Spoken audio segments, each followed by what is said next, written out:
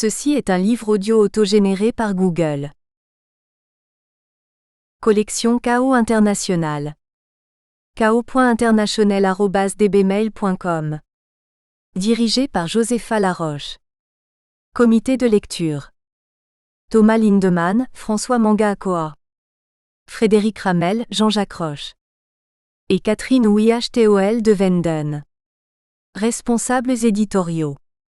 Bruno Van Doren et Rudy Toniti. Désordre, violence, chaos. Ainsi est-on tenté de qualifier ce qui se joue aujourd'hui sur la scène mondiale. Ce chaos international laisse l'observateur souvent démuni, sinon désemparé, devant ce qui semble se dérober à l'entendement. La collection KO International offre à ses lecteurs des grilles de lecture qui permettent de dépasser une simple approche événementielle et descriptive des relations internationales.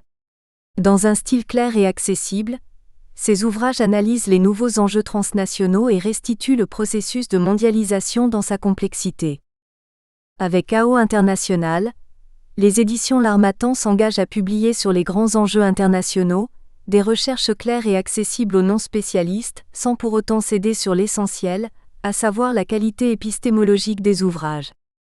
Turmoil, violence, chaos, these are the words we are inclined to use when characterizing the current state of world affairs. Faced with today's international chaos, we often react with bewilderment, indeed with hopelessness, before a perplexing reality seemingly impossible to grasp.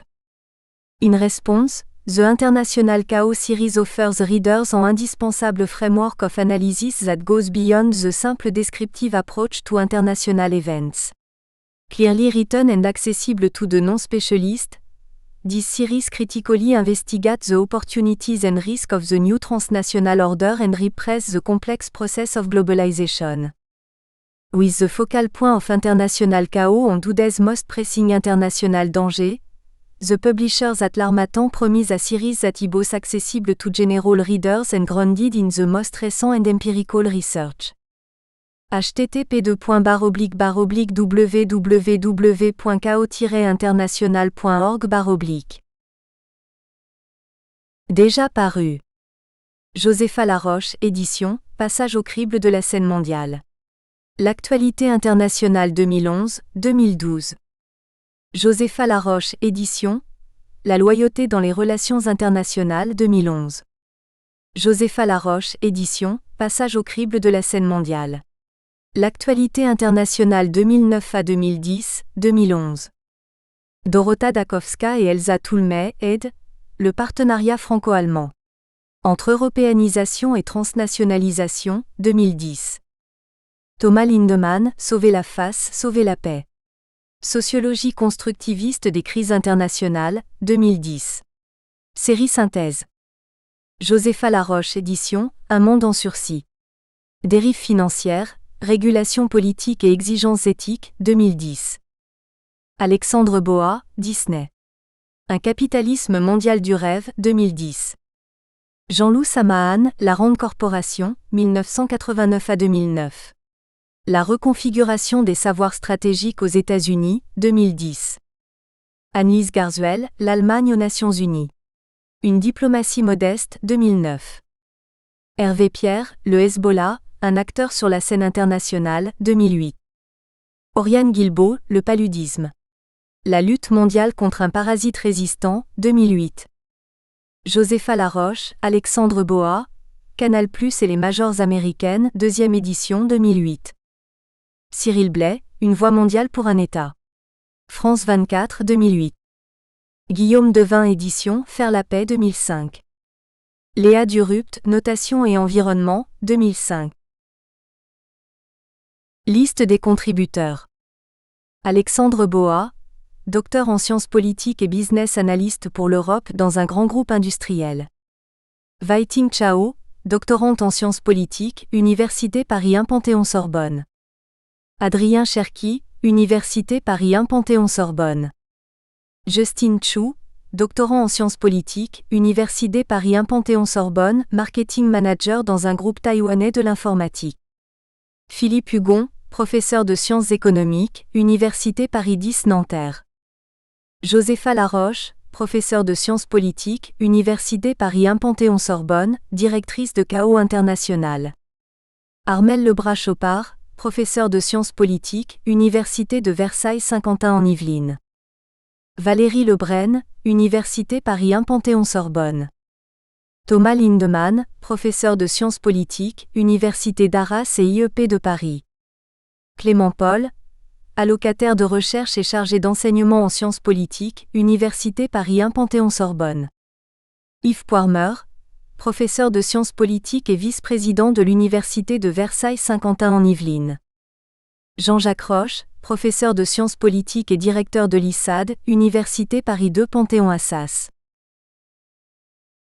Introduction. Josépha Laroche. Contrairement à l'école réaliste qui centre exclusivement ses recherches sur l'acteur étatique et la dimension diplomatico-stratégique, toutes les présentes études procèdent du paradigme transnationaliste. Toutes ont ainsi accordé une importance particulière aux acteurs et aux flux non étatiques. Mais cette approche résolument éloignée de tout statocentrisme n'ignore pas pour autant le rôle parfois majeur joué par les États. En fait, elle a plus particulièrement pour ambition de donner à voir les interactions complexes qui se nouent entre des intervenants aussi hétérogènes que des firmes transnationales, des ONG, des réseaux sociaux ou bien encore des États-nations.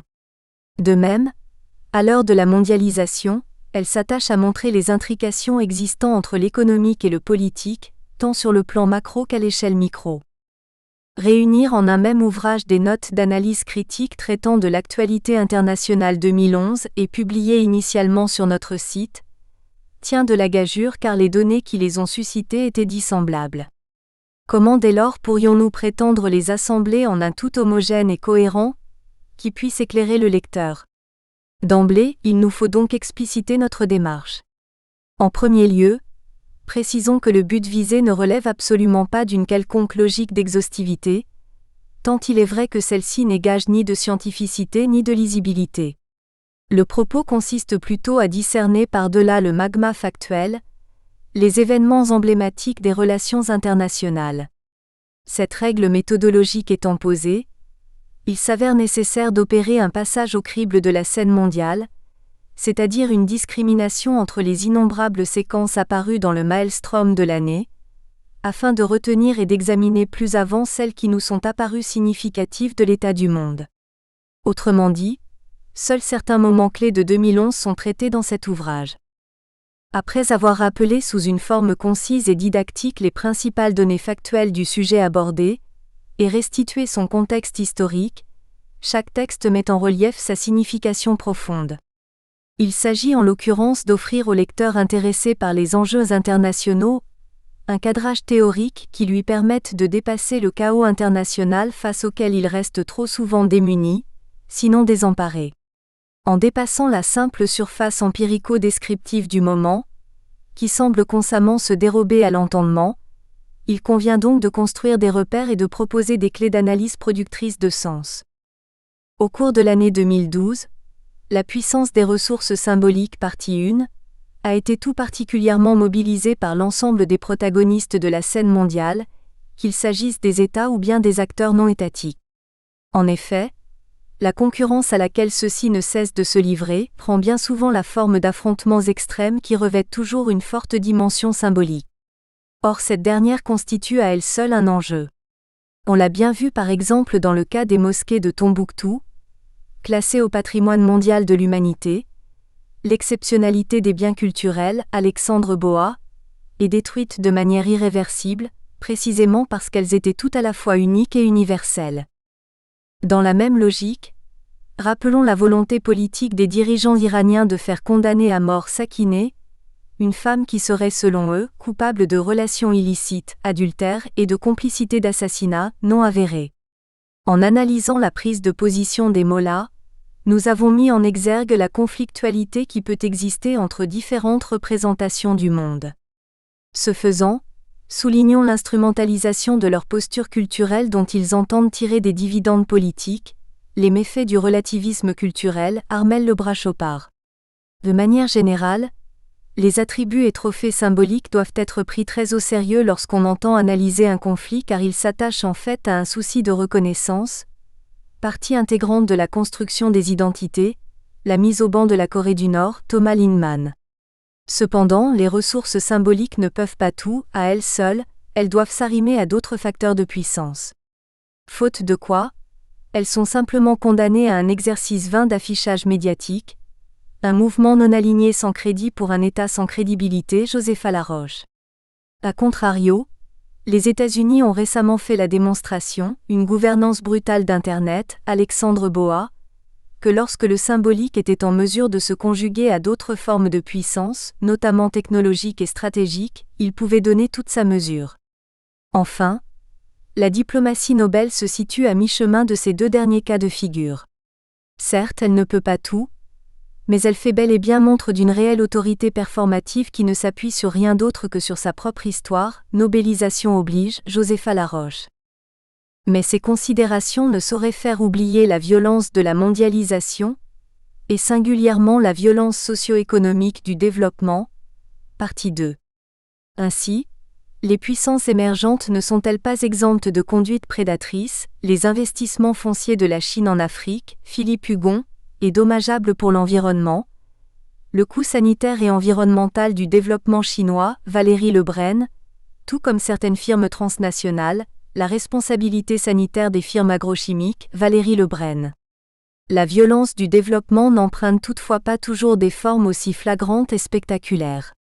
Elle se donne à voir dans le jeu financier des ides, une conception trompeuse de la puissance, Alexandre Boa, ou des fusions-acquisitions, les paradoxes du marché cinématographique en Chine, Justin Chu, lorsqu'elle n'adopte pas les voies complexes et opaques de la controverse scientifique entre experts, le succès politique d'une contre-expertise militante, Clément Paul.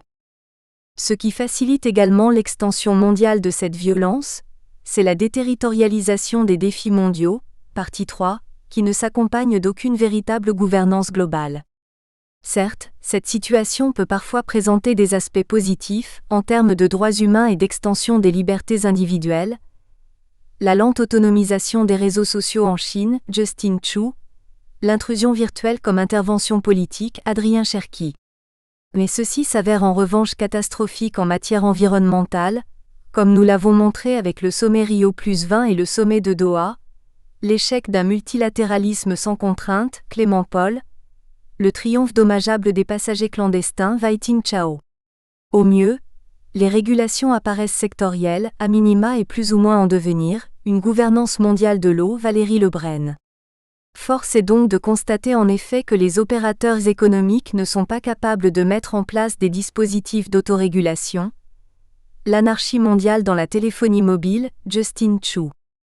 Enfin, on ne soulignera jamais assez combien cette brutalisation du monde doit à la vulnérabilité des États, partie 4, et combien elle s'inscrit nécessairement dans la durée. Le cas du Mali, État failli, failed state, demeure à cet égard particulièrement emblématique. Le Mali et les risques de somalisation, Philippe Hugon. Le Mali, de l'assistance à l'engagement, Jean-Jacques Roche. Certes, il arrive que cet état chaotique de la scène mondiale soit contré par les avancées civilisationnelles des juridictions pénales internationales, l'hybridité des juridictions pénales dans la lutte contre l'impunité, sanctionner l'impunité d'une criminalité transnationale, Yves Poirmer, mais il s'agit là d'éléments beaucoup trop fragmentaires pour modifier de quelque manière que ce soit l'état du monde. Quant à la Palestine, sa récente reconnaissance aux Nations Unies ne doit pas être surévaluée car elle s'inscrit dans cette logique globalement défavorable aux États. Le potentiel symbolique d'une reconnaissance internationale, Josepha Laroche. Certes, les États-Unis sont en mesure d'exercer aujourd'hui une certaine hégémonie mondiale. La mondialisation américaine d'Internet, Alexandre Boa, mais pour combien de temps encore? Partie 1. La puissance des ressources symboliques. Les méfaits du relativisme culturel. La condamnation à mort de Sakineh. Armel Lebras-Chopard. 16 janvier 2012. La condamnation à mort de Sakineh Mohammadi Ashtiani pour un prétendu adultère s'avère emblématique de la violation des droits humains et de la situation des femmes sous la charia qui sévit en Iran. L'affaire mobilise l'opinion internationale depuis 2010, ce qui a permis d'obtenir la suspension de sa condamnation à la lapidation. Mais fin décembre 2011, À l'annonce de la commutation de sa peine de lapidation en pendaison, la campagne mondiale de protestation a repris pour obtenir sa libération. Sakineh est née en 1967 dans l'Azerbaïdjan iranien, au nord-ouest du pays. Elle a été institutrice dans l'école maternelle de sa ville, mais elle parle uniquement l'azéri et ne comprend pas le persan, la langue officielle de l'Iran. En 2006, elle est condamnée à mort pour complicité dans le meurtre de son mari et pour relation illicite avec un homme. Accusations non avérées dont la première passe au second plan, tandis que l'attention se focalise sur l'adultère, passible de la peine de mort par lapidation. L'exécution imminente de celle-ci est annoncée en juin 2010. Déjà soumise aux 99 coups de fouet réglementaires, alors même qu'elle se croyait innocentée, Sakineh a finalement signé son arrêt de mort qui était libellé dans une langue qu'elle ne comprenait pas. Elle a ensuite été contrainte à des aveux télévisés, avant que son fils et son avocat ne soient arrêtés avec les 2 journalistes allemands qui avaient réalisé l'entretien. Quant au précédent avocat, il avait dû fuir le pays, la répression du régime s'abattant sur son épouse. Une vague d'indignation d'ampleur internationale a immédiatement pris forme avec des manifestations qui se sont notamment tenues dans plus de 100 villes du monde. Des pétitions et des condamnations de l'Iran par des instances internationales pour non-respect des droits de l'homme se sont multipliées. Des protestations émanaient également de l'univers culturel et de dirigeants politiques. Le président, Lula, a proposé en son temps d'accorder l'asile à Sakineh au Brésil, requête rejetée par les autorités de Téhéran. Cet ensemble d'interventions a abouti à la suspension d'une sentence jugée barbare. Mais à la fin de l'année 2011, Malek Hadjar Sharifi, chef de la justice de l'Azerbaïdjan oriental où Sakineh est détenue depuis 7 ans, a laissé entendre que la mort par pendaison pourrait être substituée à la lapidation. Une nouvelle mobilisation mondiale s'est aussitôt mise en marche. Quelques jours plus tard, le chef de la justice a fait machine arrière et déclaré que ses propos avaient été tronqués. Le sort de Sakineh n'est donc toujours pas fixé et suscite, à ce titre, une vigilance internationale de tous les instants. 1. Le respect des droits humains. L'Iran réfute la conception internationale des droits de l'homme, comme étant une simple invention occidentale. Le gouvernement actuel affiche un relativisme culturel par lequel il entend nier l'idée même de valeurs universelles. Il y voit une arme contre l'islam, le Coran contenant selon les dirigeants iraniens, tous les droits fondamentaux depuis 14 siècles, soit bien avant leur développement fallacieux en Occident. Selon le 20e principe de la Constitution, tous les membres de la nation, femmes et hommes, sont sous la protection de la loi et jouissent de tous les droits humains, politiques, économiques, sociaux et culturels, mais avec cette précision, dans le respect des préceptes de l'islam, c'est-à-dire d'une certaine interprétation de la charia. Ainsi la lapidation, comme d'autres violations des droits humains dans ce pays, censure, torture, amputation, est-elle légalisée dans les articles 102 et 104 du Code pénal iranien qui décrit minutieusement son exécution. Les pierres ne devront pas être grosses au point que le condamné meure après en avoir reçu une ou deux. Elles ne devront pas non plus être si petites qu'on ne puisse leur donner le nom de pierre. Elles devront être bien tranchantes pour faire saigner. À la souffrance infligée par cette pratique sauvage s'ajoute l'humiliation puisque la mise à mort doit avoir lieu en public, comme la flagellation, ou dans le cas de Sakineh, son fils alors âgé de 16 ans a été obligé d'assister à la séance de coups de fouet. 2. L'inégalité entre les sexes. Sous couvert d'égalité, elle est en fait institutionnalisée. Le 21e principe de la Constitution précise que l'État a pour devoir de garantir les droits de la femme à tout point de vue, avec cette même restriction, dans le respect des préceptes islamiques, qui de fait placent les femmes sous tutelle. Il est fait par exemple obligation à ces dernières de demander l'autorisation du mari pour sortir du foyer, voyager ou travailler. Elles sont par ailleurs astreintes à des obligations vestimentaires et subissent des discriminations en matière de droits civils et droits de la famille. Inégalité face aux procédures de divorce ou d'héritage, etc. Le droit à l'avortement leur étant par ailleurs interdit. La situation des femmes en Iran reste toutefois assez paradoxale. Elles jouissent en effet de plus de liberté que les femmes d'autres pays dans le Golfe Persique, Arabie Saoudite, Qatar, Bahreïn, notamment en matière d'études supérieures, 60% de filles à l'université, d'emploi ou de sport. D'autre part, elle ne demeure pas passive et s'organise en association. À cet égard, l'avocate Shirin Ebadi, prix Nobel de la paix 2003, demeure emblématique de ce combat mené pour les droits humains. Héroïne malgré elle, Sakineh apparaît comme le symbole de ces femmes qui en Iran sont victimes de la lapidation. Mais au-delà de ce pays, elle témoigne de l'oppression de toutes celles qui souffrent sous l'empire de la charia.